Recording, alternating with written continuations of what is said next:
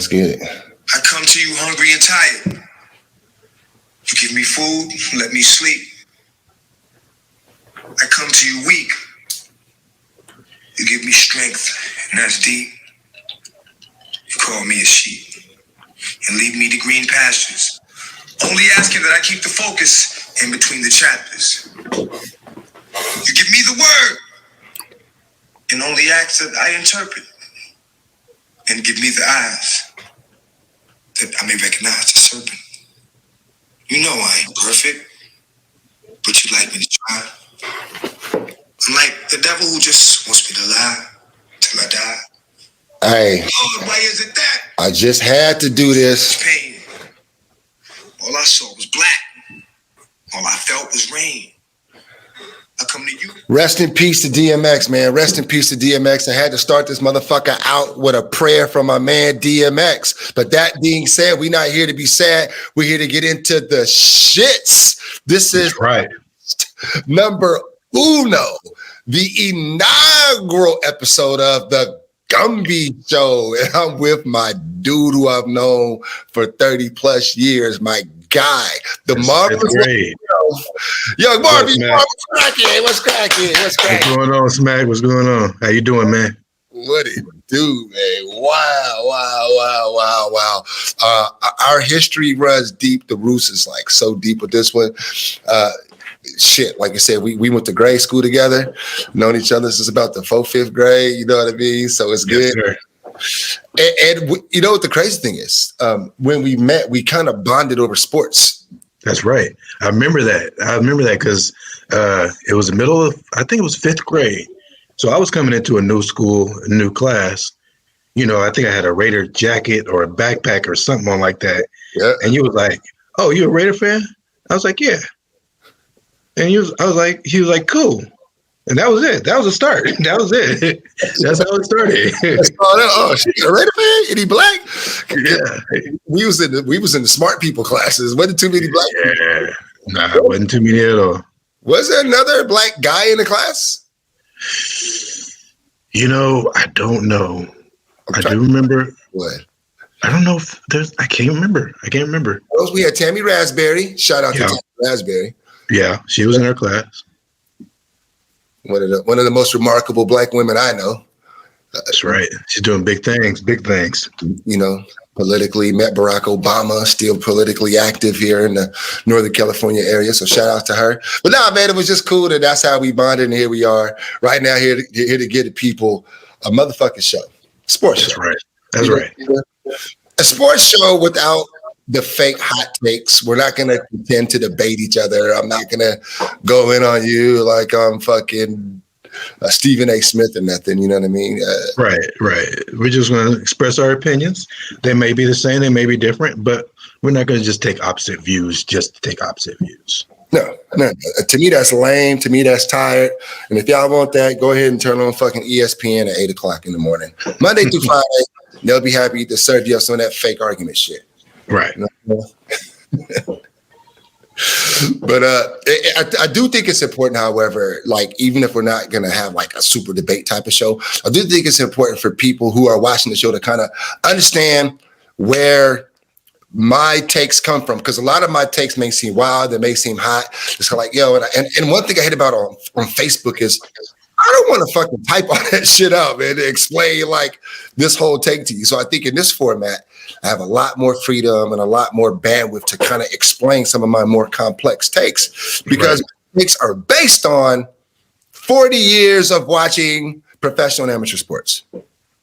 I'm with that. You know what I'm saying?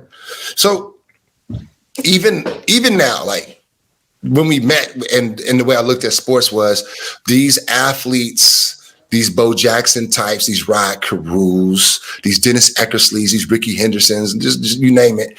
To me, that was the goal. If I could get good enough at a sport, and then if I'm doing my thing, perhaps maybe one of these rich white owners would give me a contract and I'd get, 5 million, 10 million. Man, I used to feel like 5, 10 million and I would be absolutely straight.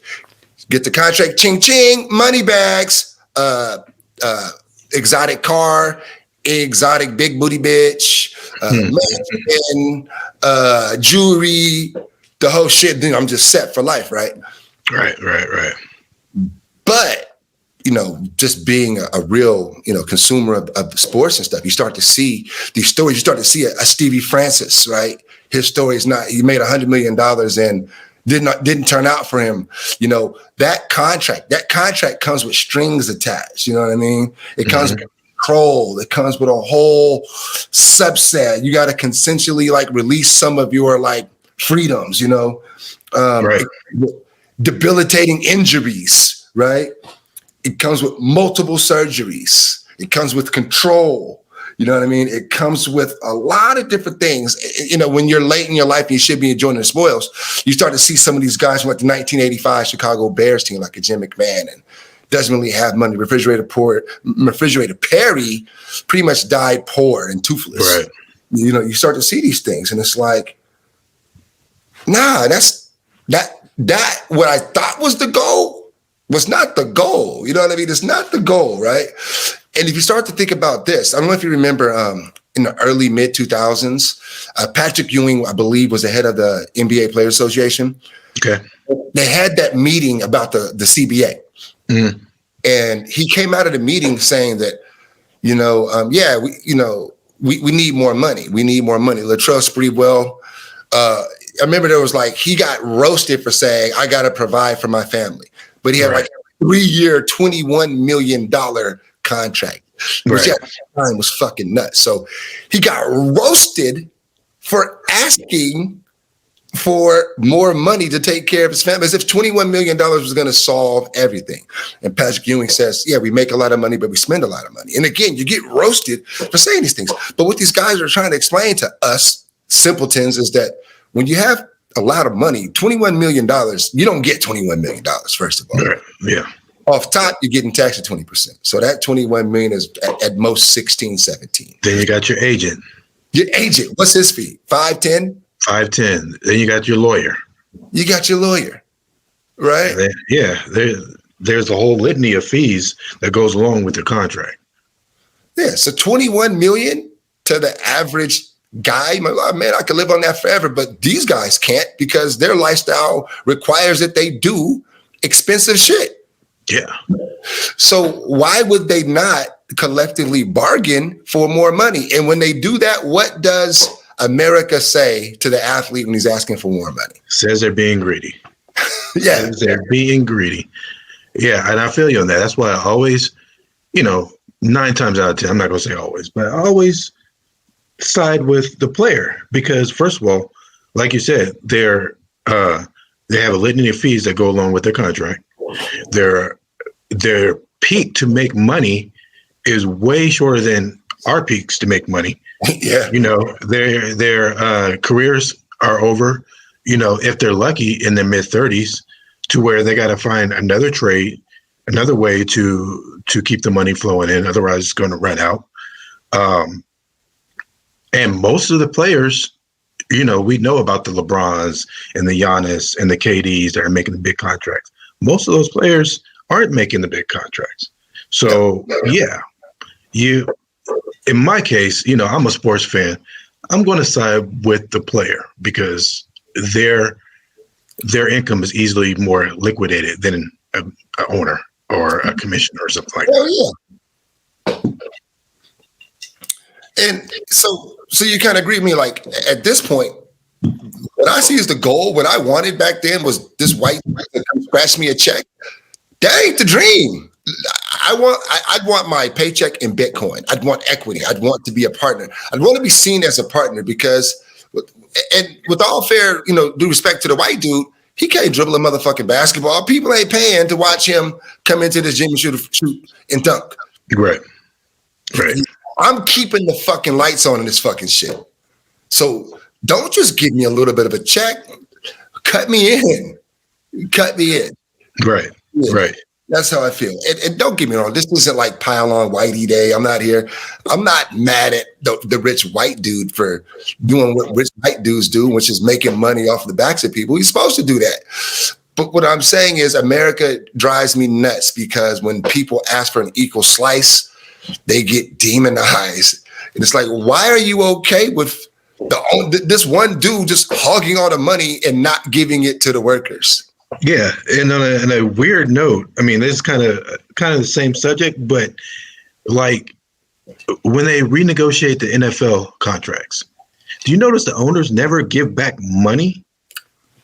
They never give back money. The players will say, "Oh, you won a 17th game. We want extra time off during the offseason." The owners ain't giving up nothing in that. You need more money out of the 17th game? Well, the players, I think the players got maybe a small percentage more. Yeah. But, I mean, talking about the give backs the owners did, it was mostly off-season stuff. Less contact during mini camps or less mini camps altogether. Less contact during the training camps. It was like, these are all things that aren't costing the ownership nothing. Nothing. I got to be honest with you, man. I look at the NFL like it's like rich slaves. Them are some rich ass slaves over there. I don't like my son. I think he's going to be physically gifted. I think he'll be able to compete at a high level in multiple sports. I don't really want him to play football though. They don't have guaranteed contracts. Their bodies are mangled. Their careers are short. It's like, no, NFL players spend the offseason trying not to get hurt. Trying not to get hurt, trying to catch on with a team. NBA players are out smoking weed, banging Instagram models. They do what they want. It's guaranteed. Where do you want to go? The NBA, they're doing it the right way. An NFL player says, "Hey, man, this police is out here shooting niggas. I don't think that's cool. I don't want to stand for the anthem right now." Blackball them. Kicking off of teams. The NBA partners with their players. Shout out to the NBA. These dudes are professional athletes, kind of living closer to the way I feel like athletes should be able to live, considering that they are in the top 0.001% as something in the world. Agreed. When you're brain surgeon in the world, I bet you get special treatment. Yeah. Best technologist comes with some fucking perks. Yeah, that's true. So we can go a number of ways here. I think the funner way to go here is to get right into the shits. Paul Pierce.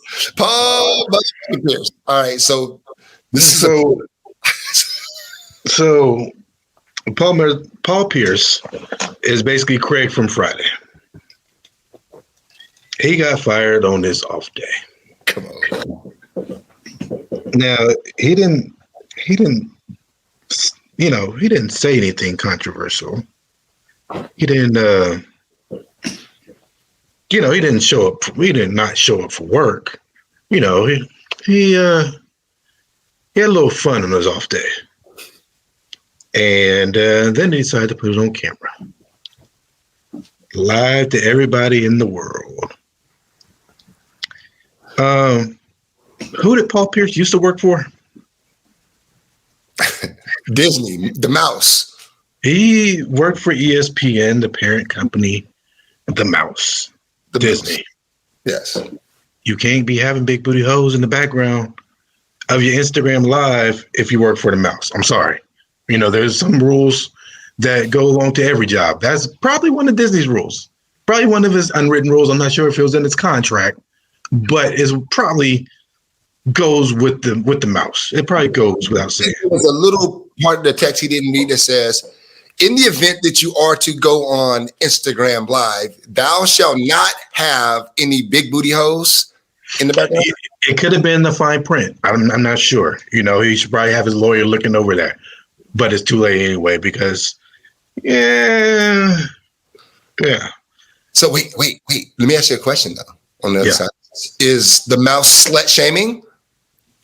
Maybe the mouse is slut shaming. Maybe he should fight it as they are slut shaming those young ladies, professionals, sex workers who are earning a living for their families. So some type of discrimination case against the mouse. Yeah, he was contributing to their ability to earn money. Could have been contributing to their college fund. Who knows? But Paul Pierce, yeah, that is, I mean, that's just not the way you want to get fired. I'm not sure there's a right way to get fired, but if you're going to, there's probably a wrong way. And I'm going to err on the side of that's probably going towards the wrong way of being fired. I don't know what more to say about that. All right, so it's funny because I said we're not going to fake debate. We are not going to fake debate here. I'm going to take the other side of this one. I want to connect it to the last conversation we were just having, which is that these checks that you get from these big corporations come attached with restrictions on your freedom. So I've seen people insulting Paul Pierce as if he's dumb, and Paul Pierce is worth $70 million. Okay. Yeah. Mm-hmm. He is, if the mouse said that this guy's his visibility, his ability to articulate things about the sport, his background, his sports acumen is worth X number of dollars, that means he's good enough at his job that he deserved to be a professional to get paid for it, meaning that somebody else is probably going to pay Paul Pierce to talk about basketball. Fucks. And if not, why couldn't Paul Pierce make a phone call to me and say, Smack, I want to do a show with you, the Marvelious one. Go direct to the people. We don't need the mouse. And if Paul Pierce wanted to have big booty hoes in the background twerking while we're talking, might be a bit distracting, but I wouldn't fire him. Maybe he brings an audience. Yeah, that's true. That's true. And Matt Barnes and Captain Jack, they have a really good show, All the Smoke. I heard of that. Real sports talks. They smoking weed the whole time, kicking it, just being real, cussing, doing whatever. You know what I mean? And it's actually a good show. I could see him joining them or doing something along those lines where you don't have to go to the rich white dude to cut you a check. You just go directly to the people. That's true. That is very true. Now, that being said, Paul Pierce is out there living his life. Obviously he's out there living his life. I just have this thing about burning bridges. You if you wanted to leave the mouse, perfectly fine. Go ahead. Give it 2 week notice. Give it 14-day notice. Yeah.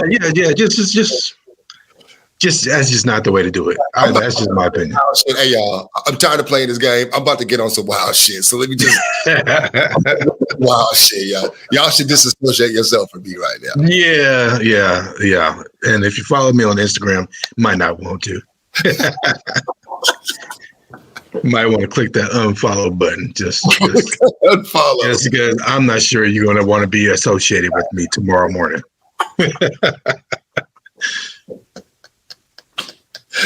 Yeah, he played that shit. Oh, you know what though? Here's the funniest part about that to me is that Paul Pierce is lit in that video. That motherfucker high as a kite. He talking to the strippers. That shit is. I mean, he went out like a G. If you go out, that's the way you go out. That's how you do it. Yeah, that's crazy, man. That's crazy. But hey, he's good. He's good with it. You saw his follow-up video. He's good with it. So he's got options on the table, I'm sure, and I'm sure he's going to take up one of those options. One of those options might be investing in a strip club of some sort. We'll never know. But the man's has options. So crazy how it went down. But hey. So you're saying you got to be a stupid motherfucker to get fired on your day off. And I'm saying, Paul Pierce, live your best life. I think that's pretty much it. Yeah. Our first disagreement, and it wasn't for us. We just actually disagreed on that. So let me ask you this. Yes, sir. Speaking of double standards, right now in the NBA, and it seems like every year in the NBA, the NBA season starts off at about an 18 arms race. 18 start out the season with a legitimate chance of making a deep run into the playoffs and potentially challenging for a title. And right now we're kind of that 8 teams has dwindled down to about 4. right? I'd say about I'd say about 4. Talking about have a legit chance, yeah. Four, maybe 5, right? I mean, you got to have the Lakers, of course. The Lakers and the Nets are leading this arms race. They're just loading up. They're just getting cheap veterans, people who are chasing that ring, and they're coming in, doing their thing, and they're just joining forces. They've got Voltron going on over there. Right. Then you got the Lakers. Lakers are doing something. You've got LeBron, right? So you've got a different type of Voltron, but you've got the linchpin and the guy that's been in the finals, I think, going on 9 years straight now. Something Except like for that. the year he was injured. Except for the year he was injured a couple years ago. Yeah.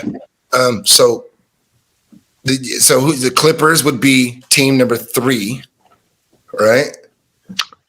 Or I want to say the Clippers, but I got to see it with the Clippers first. I mean, I would say, if they're probably the second best team, barring health, they're probably the second best team in the West. In the West? Okay. In the West. We're talking about the West. So I still got to see them do it. But, talent-wise, they're probably the second best team. Okay. So we're talking about the Lakers and the Clippers out West. And then out East, you have the Nets. And who's your other? Is it going to be Philly? Is it Milwaukee? I put Milwaukee as the 4, as long as they have Giannis. Okay. And I put them there because they've made, actually, I want to take that back. They did not make a deep run. I guess when you have the best player in the league, to me, I always feel like you have a legitimate chance. Not in the upper crust, not in the top 2, not top 3, but 4 or 5. I put them there, and I put the 76ers in that. I would probably go the opposite way. Not because I don't believe in Milwaukee or anything like that.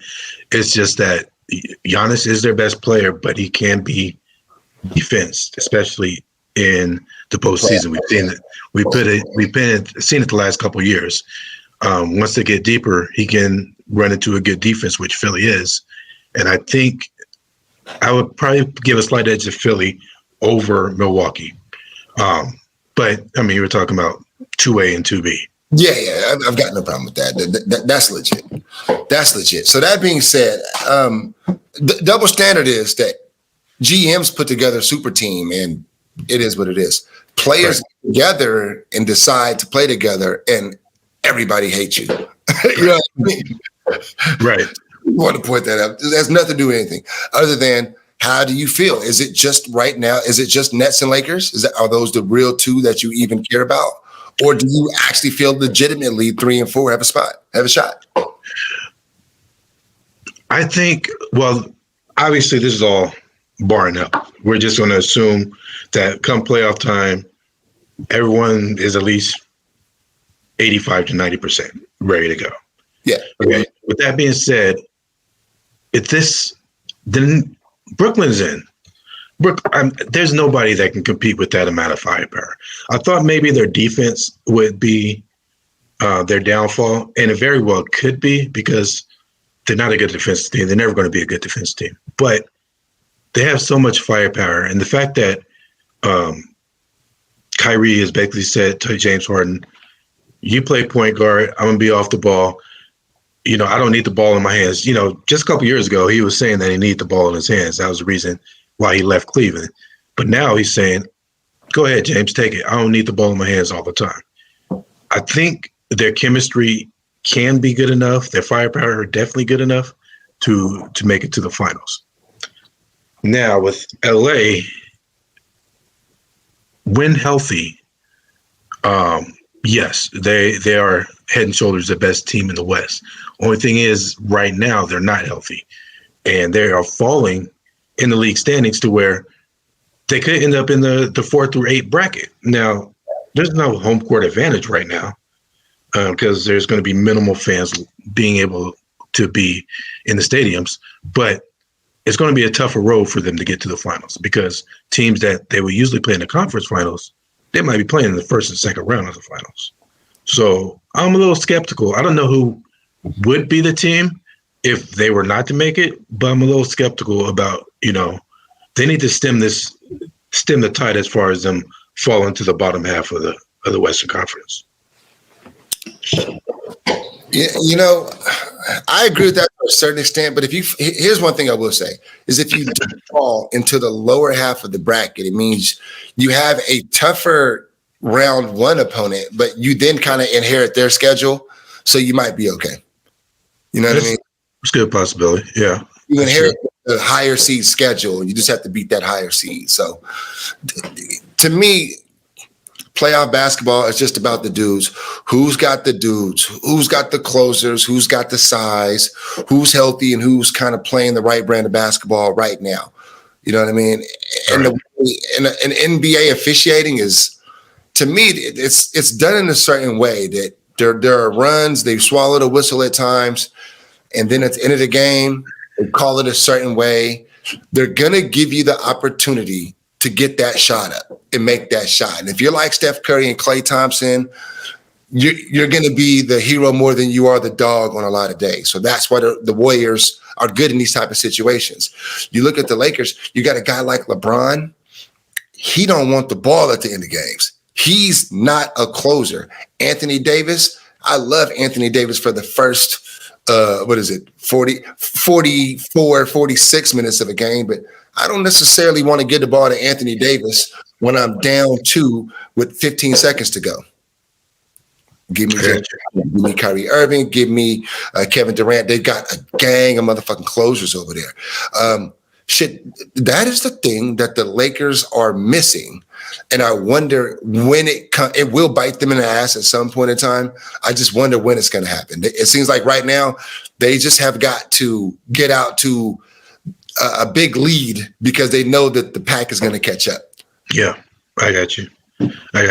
And, Lakers, they have LeBron, they have AD, and LeBron is the de facto point guard, but their wings, man, their wings are just bad. I mean, KCP is out there running around for 32, 38 minutes a game, giving you like 2 points and an assist. You know why? You know why, in my opinion, that is?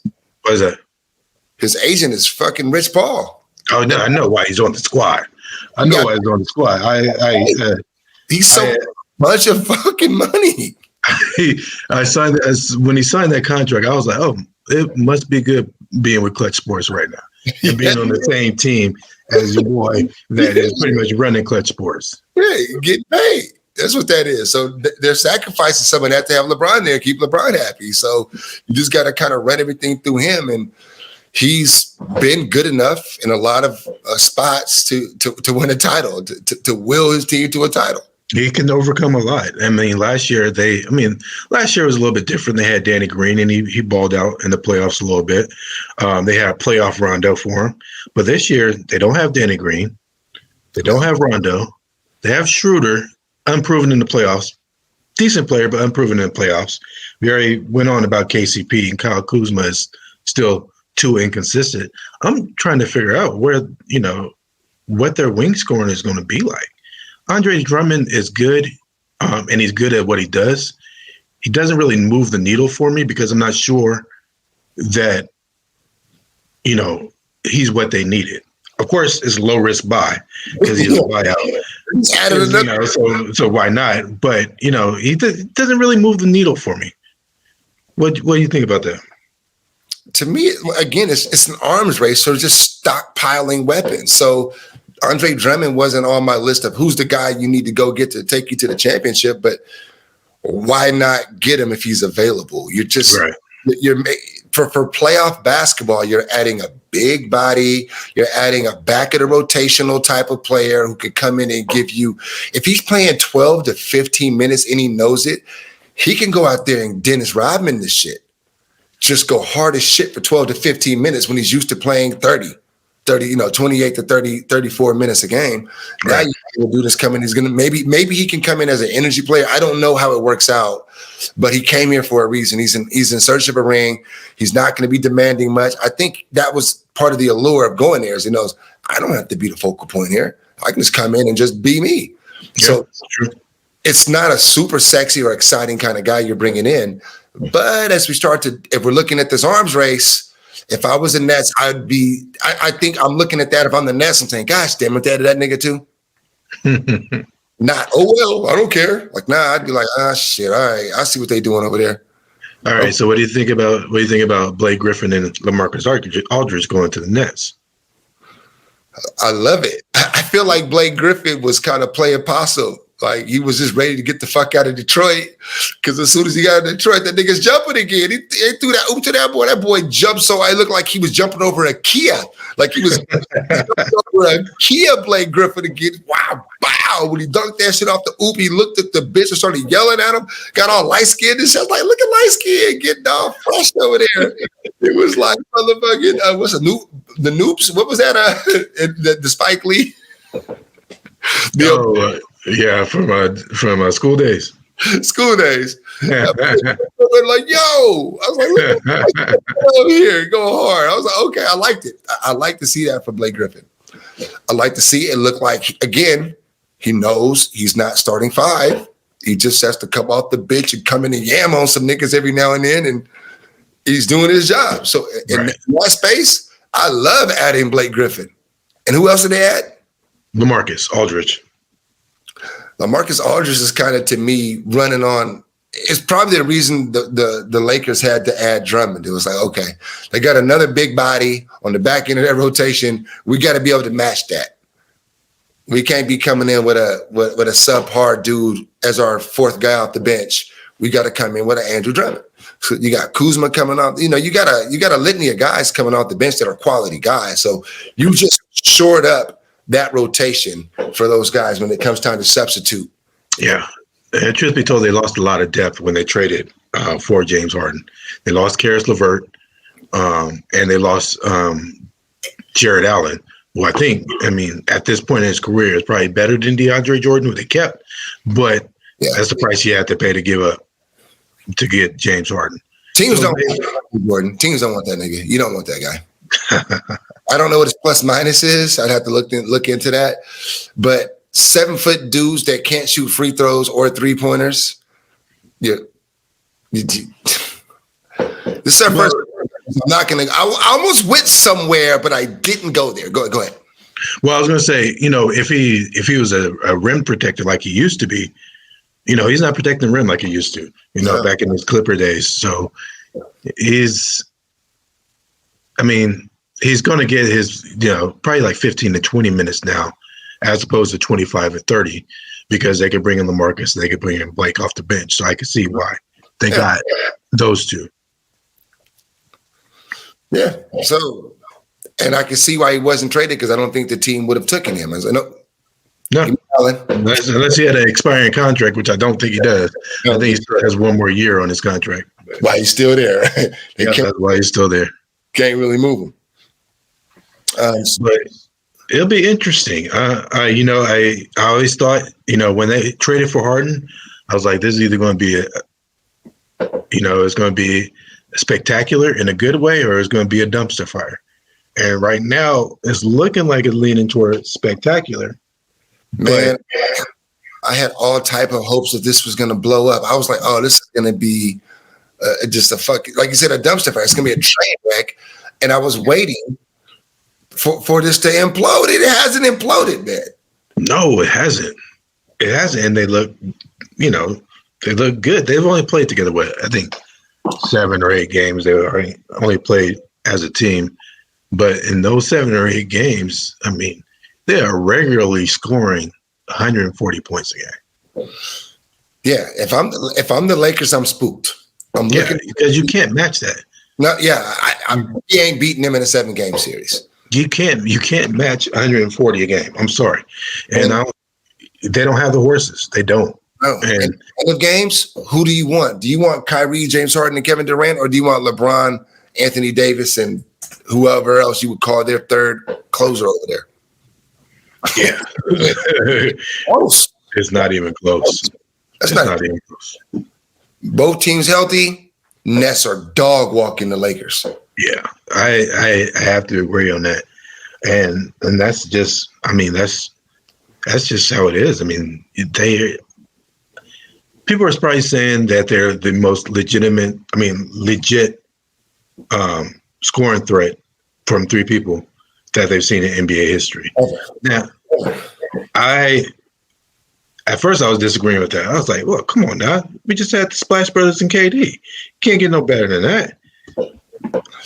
So until they win a title, I'm going to stick with the Splash Brothers and KD from the last couple of years. Yeah. But if I see it in the finals, I might have to say, I don't know. Yeah, I'm a Warriors fan, so I'm biased to those three, but I got to give it to James Harden, KD. It got to be. Much I hate to say it, man. Speaking of, on my podcast, the other podcast that I do, we always do a top five. So this week, I wanted to do a top five. And speaking of the guys we just talked about, and the reason I didn't think it was work, because these NBA dudes are fucking spicy. They're very spicy. So I want to do a top five spicy list, right? Okay. And number five is going to surprise you. Number five, I promise you. You can probably guess the other ones. My number five most spicy NBA player, Kawhi Leonard. Kawhi Leonard. Kawhi. Okay. All right. I'm intrigued. Why Kawhi? Because Kawhi Leonard is one of the most passive-aggressive human beings we've ever seen. That whole shit he did with the Spurs when he got injured and wouldn't report to the Spurs doctors, and had his uncle being the point person between him and Greg Popovich. Talking for him. Right? Gets traded to the Raptors, right? And wins a chip there. And then they have this whole Kawhi sweepstakes, right? And it's like Kawhi's not talking to anybody. Again, it's Uncle Jared or Uncle whoever his freaking name is. He's talking to Chris Carter. He's talking to this person. And you got all this information. Everybody says he's going to the Lakers. Then they say, no, he's going to the Clippers. Oh, no, he's staying in Toronto. He plays this whole game with people. Then he kind of comes out and does an interview and he goes, huh? Yeah. I don't know. He's in front of cameras. He's putting on this role, but behind the scenes, he's a lot more active. He's letting on. He's like the Bill Belichick of the NBA. Yeah. Bill Belichick goes out there and grumbles. We got to go out this. We're on to Houston. I don't know. I don't have Facebook or InstaFace or Snapbook. Yeah. But in real life, from players who play for him, say he's not really like that. He does that to fuck with the media. So to me, Kawhi Leonard is really fucking with the media more than a lot of these dudes. Like, he's throwing middle fingers at the media in a way that a lot of these guys don't. So to me, Kawhi Leonard, underrated spiciness. Okay, I see it. All right, go on number four. Number four, LeBron James. LeBron is very expressive. I don't know. LeBron James gives me weird vibes. Like that show, The Shop. Again, it's such a contrived. Like you could put that on ESPN. Why are you on HBO with that? He's sitting down in a barber chair, drinking wine with a bunch of dudes. We don't get together and drink wine. We don't do that. I've never in my life called him up. Hey man, what's going on? Kicking it. What you about to do? Man, come through. Bring some wine. I'm going to call some other guys over. We're all going to drink wine together. Yeah. That fucking happened. LeBron is always getting him with the referees. He's falling. He's like the worst flapper I've ever seen. Takes a lot of things personal. A lot of things get to him. So LeBron, he does have triggers. As we were able to find out with Draymond Green and a couple other people, Mario Chalmers, famously called him a name that he doesn't like. So he does have triggers, and he snaps with those triggers.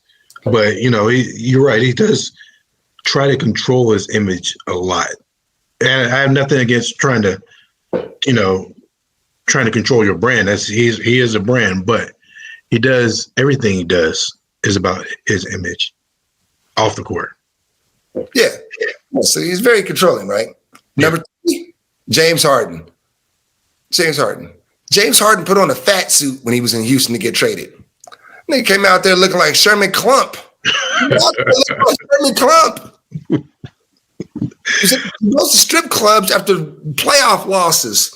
He really had on a fat suit out there in Houston balling, bricking on purpose, gets traded and lost like 30 pounds in a night. Like, oh, he played y'all, man. James Harden, Fat Suit, Sherman Clump.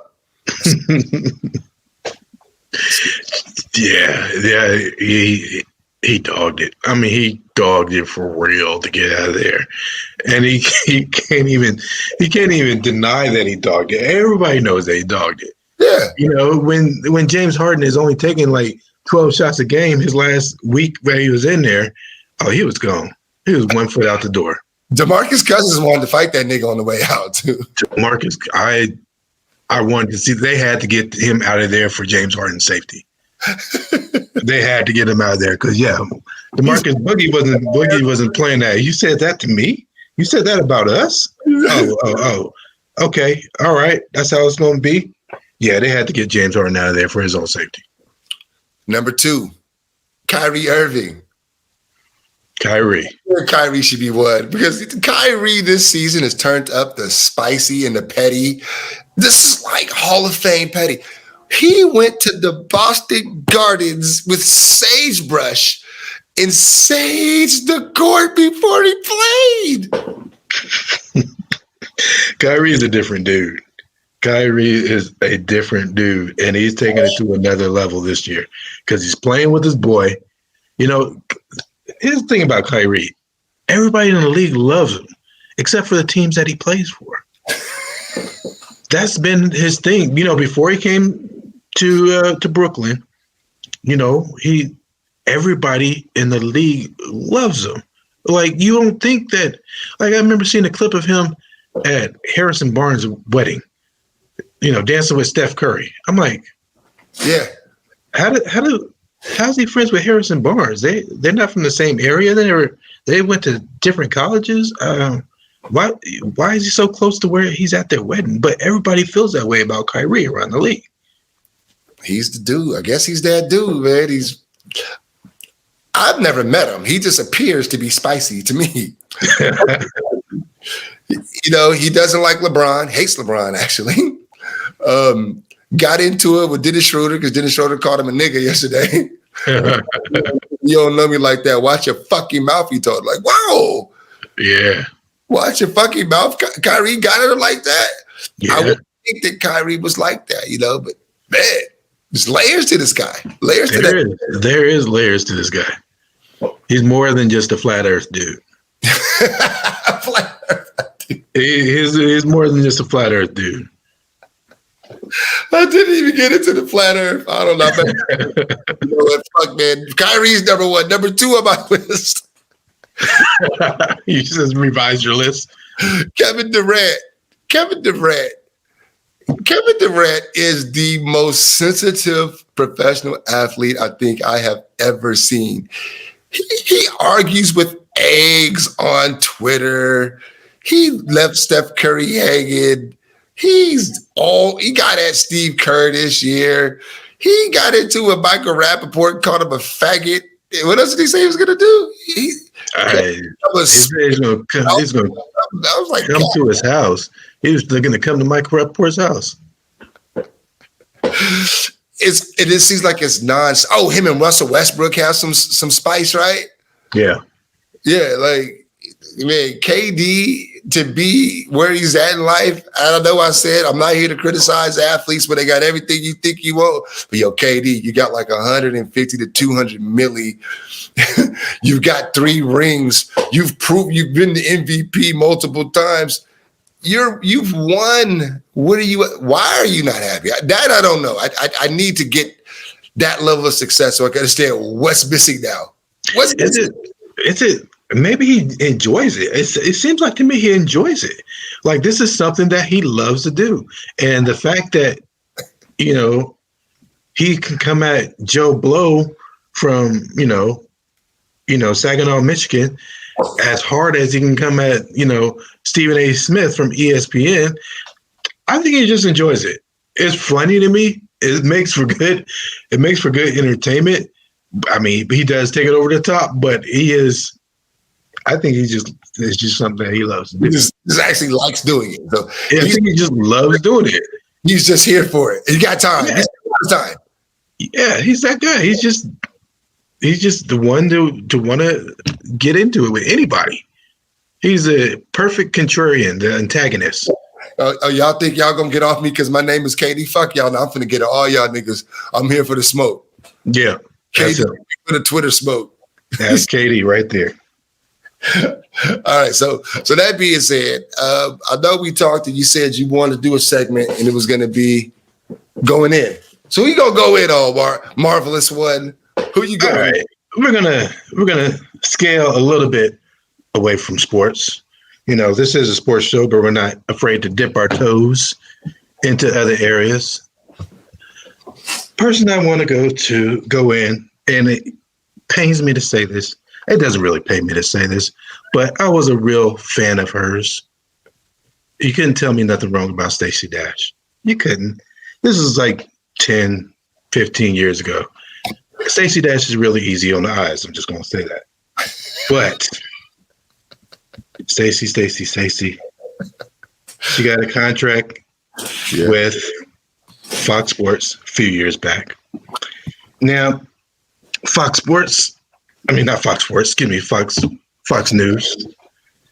They hired her as a consultant of some sort. Now, she's not part of the media. She's not a political correspondent. She's a black woman. That's easy on the eyes. They paid her some money, and she said some things about the black community that now she's trying to take back. Why is she trying to take it back? Could it be that Fox stopped paying her? It could be that Fox stopped paying her. It could be that, she wants to come back home to her black fans because her white fans are gone. Could be a number of things. Recently, Stacey Dash apologized for some of the things she said. These are some of the things she said. I got some highlights. Let me see. Do you care that Jay-Z's have taken the capital you have given them and funded a communist oppressive regime? Okay. Yeah. Let's see. She said there shouldn't be a BET anymore. Mind you, the last person that gave Stacey Dash a job before Fox was BET. But there shouldn't be BET awards because all they do is award black people. She said the same thing about Black History Month. There shouldn't be a Black History Month because we're all Americans. And I can kind of understand that, but there's a need for Black history. That's why they condensed it into a month. But I digress. Stacey apologized for her actions because angry. Now, I don't know about you, but being black in America is not easy. I wake up angry all the time. I ain't never said some of the things that Stacey did. No. And now she wants to apologize. She wants to come back. But the proverbial mythical black card,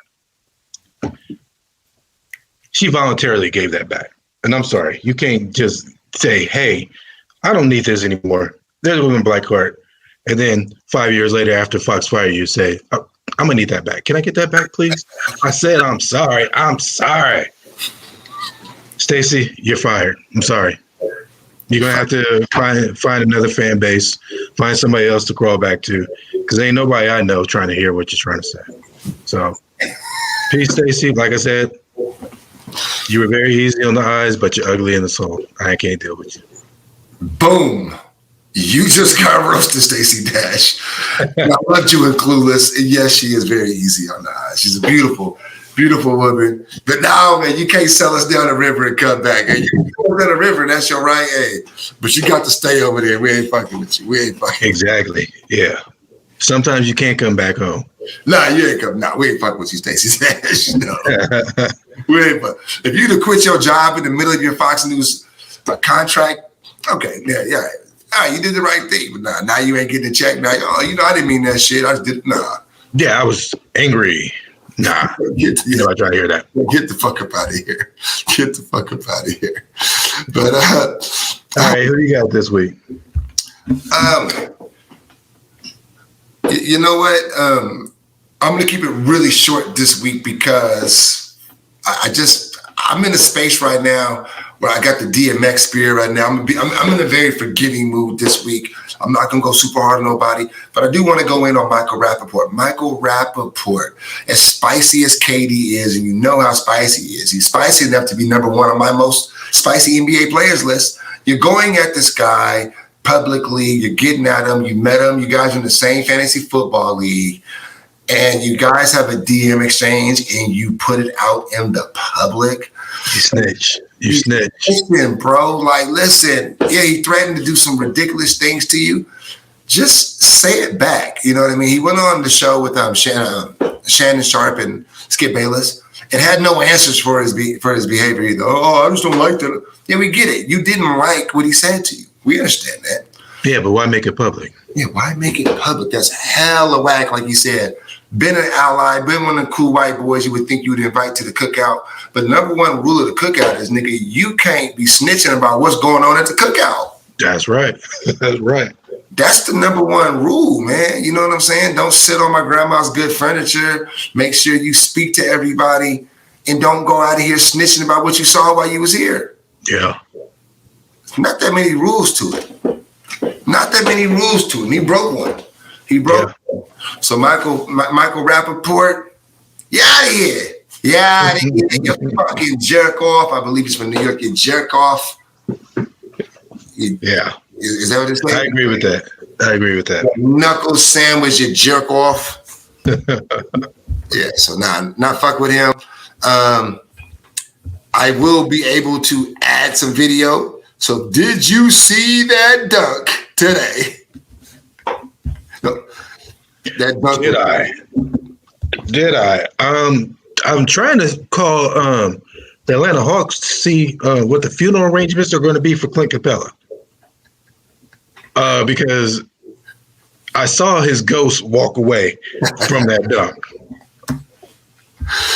Refresh my memory. Who was the young brother that performed the dunk? That would be one Miles Bridges from the Charlotte Hornets. Okay. It was filthy. Cock back on him. Oh man. He went so hard that he didn't care who was in the lane. I don't think he would have cared if Bill Russell himself was there. He went so hard and yammed on it so hard. Like, I was like, oh my gosh. Now, the Anthony Edwards dunk was nice, but it wasn't on a shot blocker like Clint Capella. So the Miles Bridges dunk elevates to number one for the year, in my opinion. Is that the number one? Ooh, you know what? Next show, let's compile the best dunks in the NBA. Let's come up with a top five. Let's do a top five. Are we talking about all time or this year? No, this year. Okay. Top five of this year. Okay. All right. I'll take a look at that. But yeah. What'd you think of it? Golly, I'd have to go back. I don't want to hot take it and disagree. I want to go back and look at some of the better dunks this year. It was just filthy. It was filthy enough that I had to send it to you. Like, yo, did you see this shit? You know what I mean? That's how good the dunk was. When you got to shoot your nigga a text like, yo, did you see this shit right here? Like, yeah, that was nasty. One of those. There was a lot on that shit. I appreciated that. That's what I love about the NBA's. And we got to talk about what I don't like about the NBA, but what I do love about the NBA is that you get the best athletes, the most graceful athletes in the world. And they're able to do things that don't seem humanly possible. Like, you can't jump that, you can't be that tall, weigh that much, and jump from that far away and dunk over that guy who's that, you know what I mean? Like, that shouldn't be possible. Yeah, for real.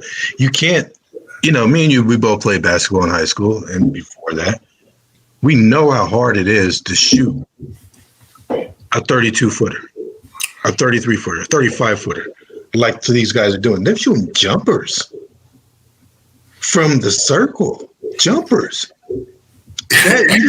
People don't understand how much strength that takes, and then you want to shoot that with accuracy too. Then the reps, Mark. There's the reps. Like, you can't go into a game and like, I'm just going to try this shot. That means you have to spend hours of your day shooting from there. Yeah. And like I said, the strength that it takes. 20 hours a day. You got to shoot your layups. You got to stretch. You got to lift weights. You got to shoot free throws. You got to work on your pull-ups. You got to work on your step backs. You got to work on you got to do all these things. And now to add to that, let me add this spot here. Yeah. You're adding more.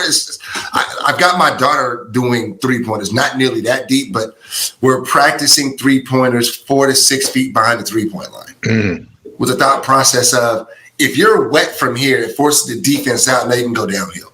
So we're actually exploring that option.